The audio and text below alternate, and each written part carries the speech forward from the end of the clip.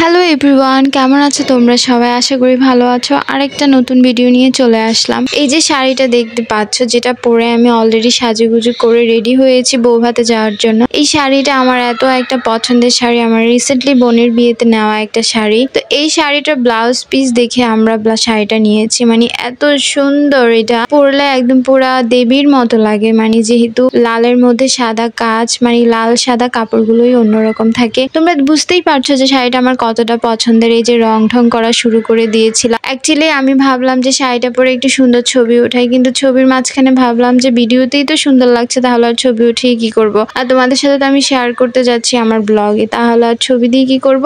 আসলে ব্যাপারটা হয়েছে, যেহেতু রেডি হয়ে কিছুক্ষণ টাইম পেয়েছি, তাই ভাবলাম একটু পোস্ট টোস্ট করেই নেই, একটু ঘুরি ঘাড়ি, ভালোই লাগছে যেহেতু। তো আসলে মেনলি শাড়িটা নিয়ে যাওয়া হয়েছে আমার বোনের বিয়েতে। বাট বোনের বিয়েতে এত গরম ছিল যে আমরা শুধুমাত্র বরকে বরণ করার অবধি পরেছিলাম, তারপরে খুলে ফেলেছি। তো এখন সুন্দর আমি ছোট্ট খাট্ট হালকা ভাবে একটা আই লুক করেছি, যদিও আমি পারি না। তো তারপরে সবকিছুর অপেক্ষা পার করে আমরা চলে গেলাম বৌভাতের প্রোগ্রামে। আর বৌভাতের প্রোগ্রামে আমার শাড়িটাকে কি সুন্দর লাগছে, তাই না? মানে একদম পুরো ক্যামেরাতে মনে হচ্ছে একদম প্রধানমন্ত্রী ফাইজলামি করলাম। তারপরে আমরা চলে গিয়েছি প্রায় 8:30টার পরে, যেহেতু আকাশ একটু মেঘলা মেঘলা আর বাইরে একটু হালকা ওয়েদারটাও মানে একটু হালকা পাতলা ঠান্ডা ঠান্ডা, তাই ভাবলাম এই শাড়িটাই পরে যাই। আর যেহেতু এটা নতুন, তাই এটাই পরে যাওয়া যাক। আর শাড়িটা এতটা আনকমন ছিল, আমি জানি যারা অনলাইনের সাথে পরিচিত তারা আমার শাড়িটা দেখে অবশ্যই চিনবে। আমি যে পেজ থেকে নিয়েছি ওই পেজের উনি খুবই ভালো, মানে উনি এত সুন্দরভাবে আমাদের সাথে কন্ট্যাক্ট করেছে। তারপরে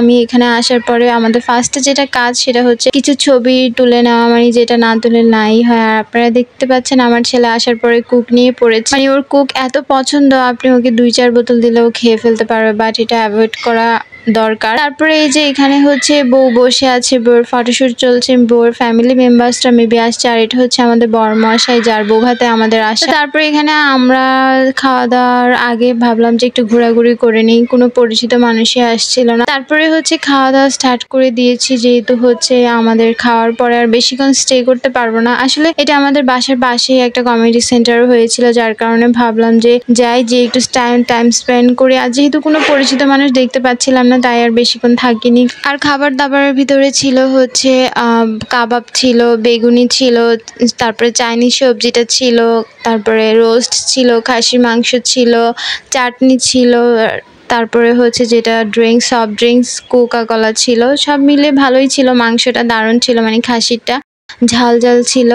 তো তারপরে আমাদের পাশাপাশি আমাদের যারা পরিচিত ওরাও বসে পড়েছিল খাবার দাবার খাওয়ার জন্য, কারণ সবাই একসাথে বসলে খাবারের মজাটাই আলাদা রকম। যদিও এই ভিডিও ক্লিপটা আমি বাসায় আসার পরে আমার হাজবেন্ড নিয়েছে। তারপর খাওয়া দাওয়ার শেষের পরে বাইরে এসে একটু ঠান্ডা হাওয়া খাচ্ছিলাম, কারণ ভিতরে এসির বাতাস খাওয়ার মতো অবস্থাই নেই। আর এখানে কিছু ডিজাইন দেখতে পেয়েছি, এটা মেবি মাটির কাজ করা, এটাকে মৃৎশিল্পই বলা যেতে পারে। বাট ডিজাইনটা দারুণ ছিল। অনেকদিন পর ওয়ালের মধ্যে আমার একটা ডিজাইন দেখছিলাম। তারপরে এখানে আমি কিছু পোস্ট দিচ্ছিলাম, ভাবছিলাম কিছু ছবি টবি উঠিনি, বাট বাইরে একটা লাইট থাকলে হয়তো ভিডিওগুলো বা ছবিগুলো আরো সুন্দর আসে। যাক, ব্যাপার না, তারপরও আমাকে খারাপ লাগছিল না। তারপরে এখানে আমি আবারও হালকা পাতলা কিছু পোস্ট দিচ্ছিলাম। আমি সবসময় ভাবি যে ছোটখাটো কিছু ভিডিও করবো আপনাদের জন্য, মানে রিলস ভিডিওতে যেগুলো আমি আপলোড দেবো, বাট সময়, তারপর ক্যামেরাম্যান, লাইটিং, কোনো কিছুই মিলিয়ে আসলে ঠিকঠাক মতো হচ্ছিল না। তারপর এখানে চলে আসলাম আমরা বউয়ের সাথে ছবি ওঠানোর জন্য। আমাদের ছবি ওঠা অলমোস্ট শেষ হয়ে গিয়েছে। তারপর এখানে